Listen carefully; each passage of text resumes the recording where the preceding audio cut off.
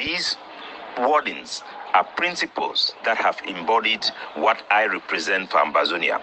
I, Capo Daniel, I am a patriot and I have pledged my allegiance to Ambazonia, to our people, to our country, and the betterment of the people of Ambazonia, and to preservance and securing of our public interests.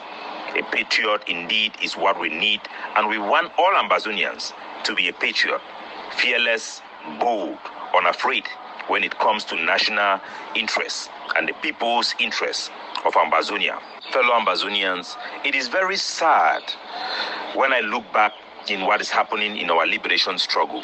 Recently, people have been threatened by official members of the AIGOC, top officials, threatening individuals on the ground for standing up for Capo Daniel and the principle for which Capo Daniel have stand for. A lot of people may wonder, but why will Capo Daniel resign in the first place?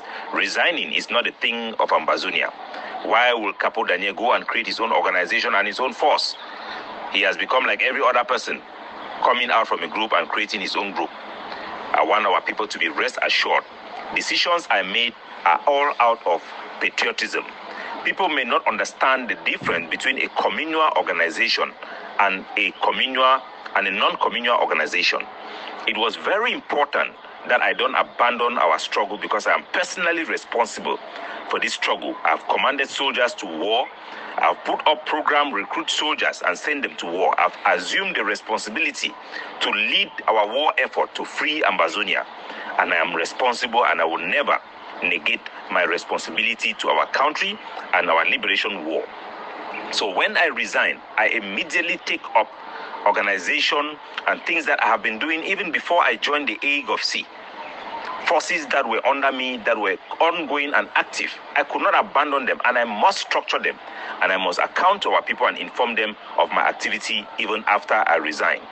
It could have been the worst if the main person, your main activist, the most credible voice for Ambazonia, just suddenly resign and disappear in thin air, or just stay in a position even when I know that things were not going on well. I want to tell our people that the threats that have been coming from AIGOC officials to people who are on the ground, critical people in our defense structure, and to even activists who have been donating money for the AIGOC because they believe in Capo Daniel. Some of these guys, you know, have been threatened in the UAE, a place where political activities are banned. Ambazonians in those countries are afraid of their life. It's a place where you just do the least thing today, the next day you have been repatriated. Their identity have been exposed on social media because they are posting things that are pro-Capo Daniel. What have the AIGOC become? They have transformed themselves into a political party, and even worse, they are showing that there is no difference between them and what we have been criticizing from other groups. It is a sad reality that we must know. I, Capo Daniel, I am the one who told Ambazonians to stand behind Dr. Cho, to stand behind the AIGOC. And I gave reasons why. Because they were the only organization that upholds certain principles that I believe are crucial for us to win this war. Because for us to win this war, we must uphold principles of collectivity. I have always preached that all my life. You cannot win if you are not selfless. We can only win a liberation by selfless individuals who are willing to give their all, including their own ego, and lay their life on the ground for their own country and the betterment of their people. Just as the writer write about patriotism, it takes only patriots to liberate a country. Just like the Bible will say, only light can drive out darkness. We will not defeat Cameroon with corruption, with abuses, like Cameroon is using against us. We will defeat the very purpose and the spirit of our liberation struggle, and we will go nowhere. But I believe we will go somewhere, and we will attain our freedom if we surmount all these hurdles. Remember, fellow Ambazonians, when Sako Ekome launched my trip to Boya, after he launched it on Eric Tartos, his touch, the next person that advertised my trip to Boya was me, Capo Daniel, because I was seen as an individual who was fair and who was truthful and honest and have the credibility. I brought Sako Ekome in my platform. My face was on my trip to Boya. And we advertised it, and I promised the Ambazonian people that this is going to bring us freedom and this man is credible. I listened to him. I made sure I did my homework. He identified forces that he was counting on and the projects that he hopes 2 million will take Ambazonia to freedom within a couple of months.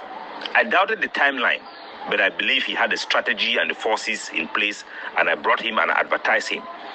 Sooner or later, I discovered that Sako had put himself on salary, create a bank account where money was transferred directly into his hands without any accountability. Not only that, that soldiers that money was supposed to go to, that he had told me he was relying on, were actually being under attack, some of them dying and crying that they have no money to purchase bullets, let alone having conversation with Sako Ikome. I could not stay back and be silent. I looked into Sako's private life, and the information he was giving me, the answers were all against reality. I talked to Iringwa, Madame Iringwa, which I respected so much. She lied to my face, in the face of the blood of our people. I could not ignore the dying of our soldiers, and I know if things went that way and I stayed quiet, we are going to lose. And when I came out and I called Sako a con man, Ambazonians almost stoned me to death. People called me and begged me that for the sake of unity, you should have just stayed quiet, or just stay quiet. Don't say anything. You cannot call somebody we have respect as a con man. What about your reputation? Are you not the person who campaigned for my trip to Boya? And I told them I have a responsibility, having campaigned for my trip to Boya, if I see a danger, to tell you, because if I stay quiet, we will not arrive in Boya. Indeed, today, the same people are saying, where is my trip to Boya?